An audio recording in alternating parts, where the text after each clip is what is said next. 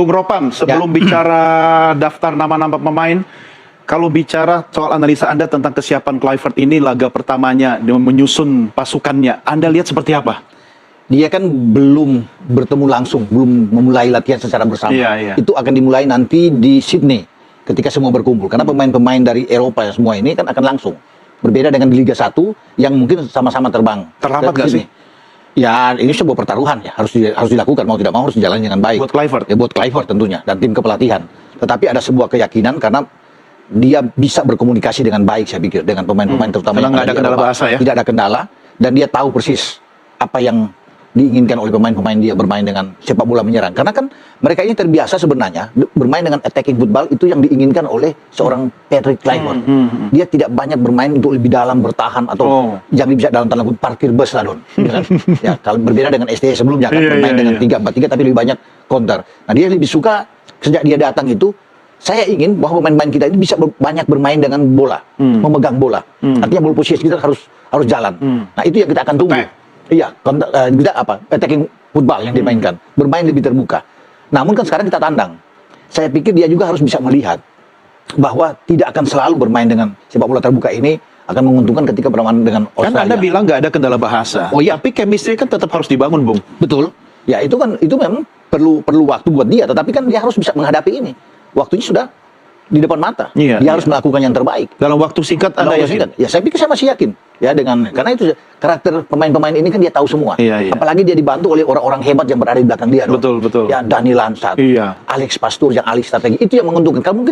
Kalau Kluivert sendiri dia akan bingung dengan asisten misalnya dari kita dari Indonesia. Tapi karena dibantu dengan orang-orang yang kuat. Semua mantan pemain tim nasional, ada Gerald Van den Berg yang masuk terakhir. Sekarang lagi datang penasihat teknik. Johnny Cruyff yang tiba. Jadi saya pikir ini betul-betul serius untuk bisa menghadapi pertandingan. Tidak ada kondisi yang kemudian membuat dia harus grogi begitu ya. Dengan tim kepelatihan yang solid, menurut Anda dia pasti siap begitu? Harus siap dengan apapun. Ya, tidak ada pilihan. Tidak ada pilihan. Tetapi saya bilang karena didukung oleh orang-orang yang bagus yang membackup dia, makanya dia ada PD, percaya diri, dia confident, harus confident. Dia menatap laga ini. Apalagi ini kan sesuai dengan dia bilang ketika datang pertama, tidak boleh kehilangan angka. Artinya 1 poin di Sydney, 3 poin di Jakarta ketika menjamu Bahrain. Nah, itu yang kita akan tunggu. Kalau kita bisa menang, itu luar biasa. Bonus yang luar biasa. Ini berat karena kita tandang ya. Kita tandang.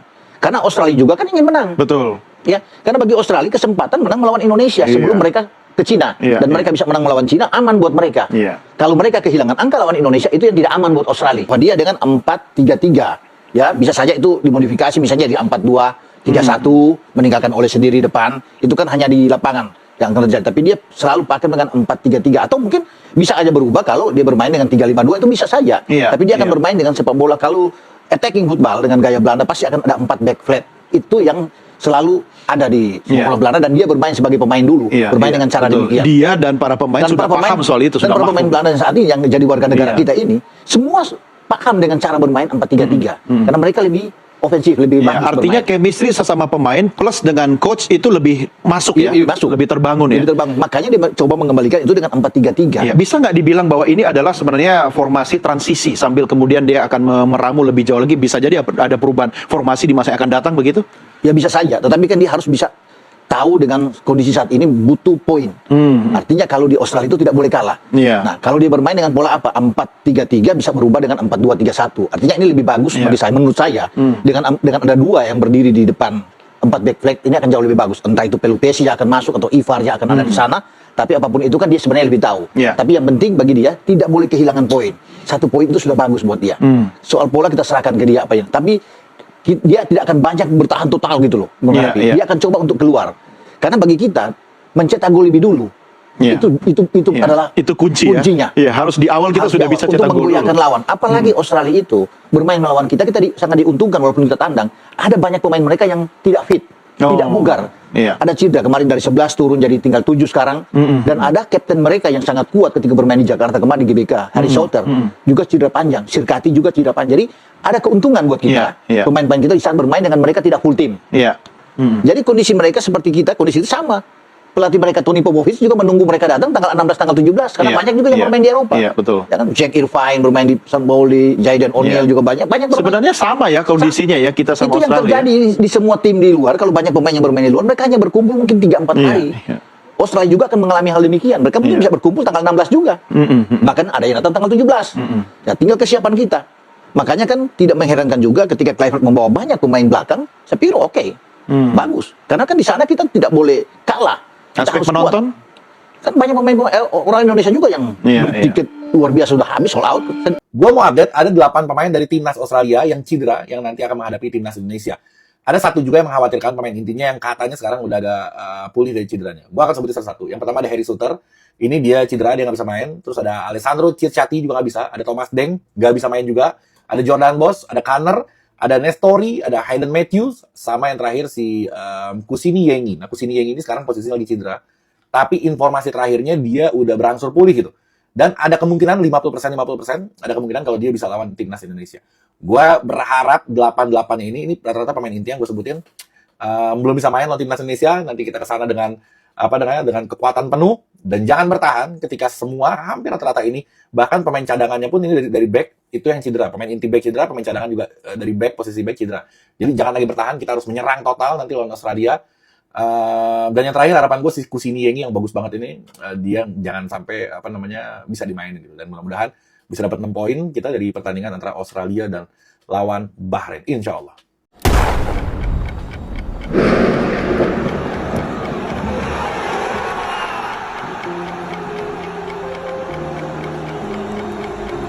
And congratulations Indonesia for the first time join World Cup 2026 Canada.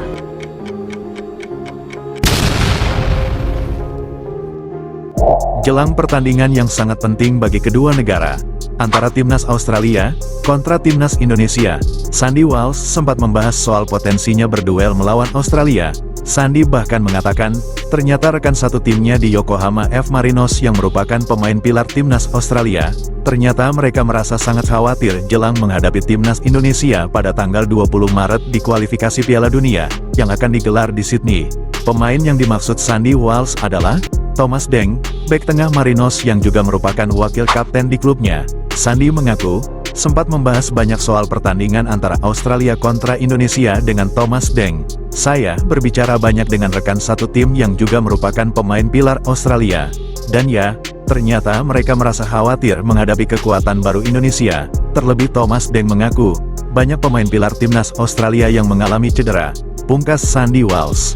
Lebih lanjutnya, Sandy juga mengatakan, memang sudah seharusnya mereka merasa khawatir, sebab timnas Indonesia akan datang dengan target besar, dan kami sudah siap serta antusias untuk menghadapi laga melawan Australia, apalagi nanti di pertandingan kandang melawan Bahrain. Itulah ungkapan Sandy Walsh. But I talked to my teammate from Australia a lot about the games, and yeah, they're a bit worried, and they should be, because Indonesia is coming, and we are ready and excited for the games against Australia, and especially the home games. So why is he worried? Because he knows that we are a tough team. We are coming, but also because they have many injuries, and they have injuries in important positions. And I send him to tease him every time the Indonesian make a post about another player getting injured. And he's like, oh my god, I think we are cursed or something. But I said, I don't know. Masih ada playoff, ya, tapi kita fokusnya Lolos langsung.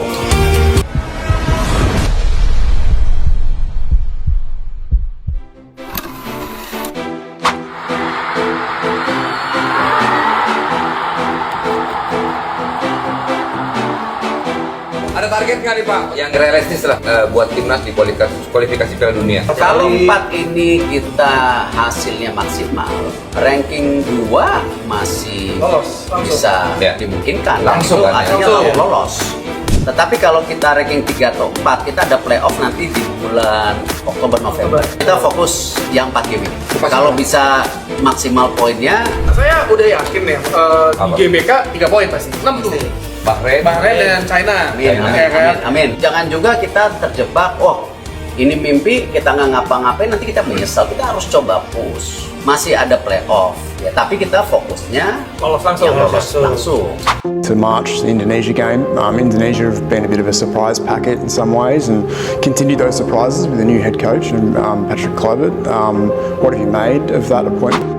Media Australia News ternyata juga ikut menyorot perkembangan timnas Indonesia. Bahkan media Australia News juga memberikan perbandingan mencolok soal peluang antara Australia kontra Indonesia. Media Australia News merasa sangat cemas jelang menghadapi timnas Indonesia di Sydney. Mereka benar-benar merasa khawatir, sebab bek andalannya Harry Souttar dipastikan absen karena cedera panjang. Tak hanya Harry Souttar, ternyata ada 7 pemain inti Australia yang juga mengalami cedera berat. Antara lain, Thomas Deng, Kusini Yengi, Jordan Boss, Alessandro Sirkati, Connor Metcalfe, dan Nestori Irangkunda. Ketujuh pemain tersebut hingga saat ini masih mengalami cedera, dan belum bisa dipastikan dapat tampil melawan timnas Indonesia. It will be the biggest ever World Cup, and the Socceroos, they want to be a part of it. Our World Cup journey continues. Namun ada sedikit angin segar bagi Socceroos. Update berita terbaru dari Federasi Australia, terkhusus bagi Kusini Yengi. Cedera yang ia alami sudah mulai membaik. Kusini Yengi hampir dipastikan bisa perkuat timnas Australia saat menjamu Indonesia. Walau demikian, Federasi Australia tetap merasa terancam dengan perlawanan Indonesia di kandang mereka nantinya. Pasalnya, selain sebab besarnya animo supporter Indonesia yang bakalan penuhi Sydney Stadium, selain dari itu, timnas Indonesia saat ini juga dalam keadaan on fire. Dan hal itu justru berbanding terbalik bagi Australia, yang tengah dalam penurunan perform, sebab para pemain Socceroos tengah dihadapi badai cedera. And congratulations Indonesia for the first time join World Cup 2026 Canada. Patrick Kluivert joins with a singular dream, the World Cup.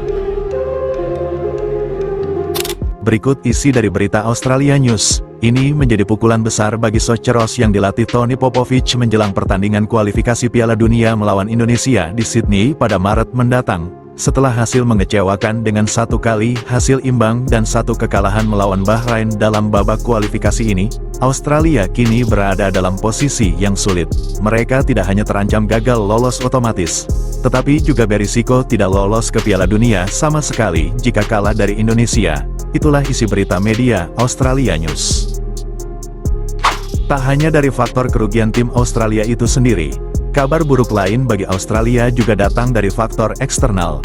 Menurut Australia, selain tim nasional Australia yang kini sedang menurun, di sisi lain, timnas Indonesia justru semakin perkasa. Sejumlah amunisi baru berdatangan.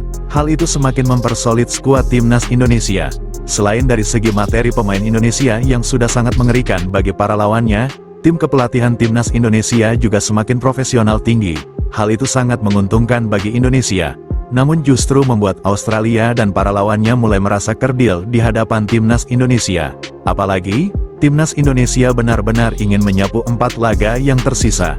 Dengan segala upaya yang sudah dilakukan pihak federasi secara totalitas, demi dapat lolos langsung ke Piala Dunia, itu adalah bukti nyata jika timnas Australia akan terseok-seok bersaing dengan Indonesia untuk menduduki peringkat kedua. Bahkan media Australia juga sampai mengatakan, selain sebab faktor performa timnas Australia yang menurun perform, ditambah lagi, ada 7 pemain pilar justru cedera, ini akan menjadi sejarah buruk bagi Australia, yang berpotensi gagal lolos otomatis ke Piala Dunia. Bahkan lebih buruknya lagi, Australia bisa saja tidak lolos ke Piala Dunia sama sekali. Ini bukanlah hal yang tidak mungkin jika timnas Australia kesulitan bersaing melawan Bahrain dan Arab Saudi. Apalagi China saat ini juga mulai berbenah secara agresif. Mereka juga mengikuti langkah seperti Indonesia, dengan menaturalisasi sejumlah pemain asing yang merumput di Liga China. Tak hanya kekuatan dari China, Bahrain saat ini juga memperlihatkan kekuatannya dengan menjuarai Piala Teluk. Bersaing dengan sejumlah tim kuat Asia Barat, tentu ini menjadi kabar yang sangat buruk bagi publik Australia. Bukan hal yang tidak mungkin jika timnas Australia, bahkan bisa saja gagal total lolos ke Piala Dunia 2026. Begitu perkasanya timnas Indonesia saat ini di hadapan Australia, Bahrain, dan China. Bahkan, Australia sendiri yang notabene menjadi raksasa Asia, mereka kurang yakin dapat mengalahkan Indonesia di kandang mereka sendiri. Di sisi lain, hal itu berbanding terbalik bagi Indonesia. Timnas Indonesia sendiri mengusung target poin penuh untuk menjaga peluang lolos otomatis ke Piala Dunia bersama Jepang. Target pertama dari misi tersebut, Indonesia bahkan mempersiapkan segalanya untuk dapat melumat Australia di hadapan publik Australia. Dengan mengalahkan Australia, secara otomatis, Indonesia langsung merangsak naik ke urutan 2. Dan misi berikutnya, Indonesia menargetkan poin penuh melawan Bahrain dan China di Gelora Bung Karno. Jika 3 kemenangan itu tercapai, secara otomatis, Indonesia langsung lolos ke Piala Dunia bersama Jepang. Dan menariknya lagi, dari 6 negara yang bersaing, ternyata Jepang dan Indonesia menjadi negara unggulan lolos otomatis ke Piala Dunia. Bahkan para lawan mengaku, selain Jepang, Indonesia menjadi tim kejutan yang paling mengerikan dari tim lainnya. Harus mempersiapkan diri secara matang jika ingin bersaing dengan Indonesia. Timnas Indonesia terus melakukan evaluasi dan mereka terus berkembang. Bahkan, walau sudah menduduki urutan ketiga, namun Indonesia masih terus berkembang bahkan hingga saat ini. Dan itu akan terus berlanjut hingga mereka benar-benar bisa bersaing dengan para raksasa dunia di Piala Dunia nanti. Federasi Indonesia benar-benar membuat gebrakan besar secara agresif. Walau mereka baru dilahirkan dan baru saja dibentuk, namun Timnas Indonesia menunjukkan performa impresifnya di grup C. Saat ini Timnas Indonesia benar-benar sudah berevolusi menjadi tim paling potensial yang mampu menebar teror bagi para lawannya. Bagaimana jika mereka sudah lama dibentuk selayaknya Timnas Jepang? Tentu mereka akan menjelma menjadi monster mengerikan baru di Asia.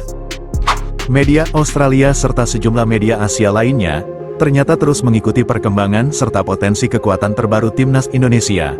Andai saja mereka benar-benar harus kalah bersaing dengan Timnas Indonesia, maka media asing memperingatkan agar jangan heran, sebab sejumlah media sebelumnya sudah mengulas soal potensi kekuatan Timnas Indonesia yang terus mengalami perkembangan. Bahkan kekuatan penuh Timnas Indonesia hingga saat ini masih menjadi misteri, sebab skuad terbaik Timnas Indonesia bahkan hingga saat ini belum pernah dapat diturunkan full squad starting 11. Hal itu terjadi sebab sejumlah faktor, termasuk faktor cedera serta faktor eksternal lainnya. Itulah gambaran sulitnya memprediksi kekuatan penuh Timnas Indonesia. Selain dari itu, Timnas Indonesia juga tim yang baru terbentuk dan akan terus berkembang, dengan bukti kehadiran sejumlah pemain keturunan baru yang terus-menerus berdatangan demi dapat semakin mempersolid lini per lininya. Walau sebelumnya skuad Timnas Indonesia sudah sangat baik, dengan bukti persaingan sengit di putaran 3, namun mereka terus berbenah demi target tinggi lolos otomatis ke Piala Dunia. Bahkan target di balik itu, Federasi Indonesia mempersiapkan diri mereka untuk bersaing dengan para raksasa di Piala Dunia. Dari pengakuan terkejut sejumlah media Asia tersebut, tentu itu adalah sebuah warning atau peringatan penting bagi federasi mereka masing-masing. Mereka benar-benar memberitakan sorotan ini secara terbuka, agar para pesaingnya tidak tinggal diam, untuk mempersiapkan diri untuk dapat mengantisipasi kekuatan penuh Timnas Indonesia, yang terus mengalami peningkatan sekaligus berpredikat sebagai tim yang sangat sulit diprediksi.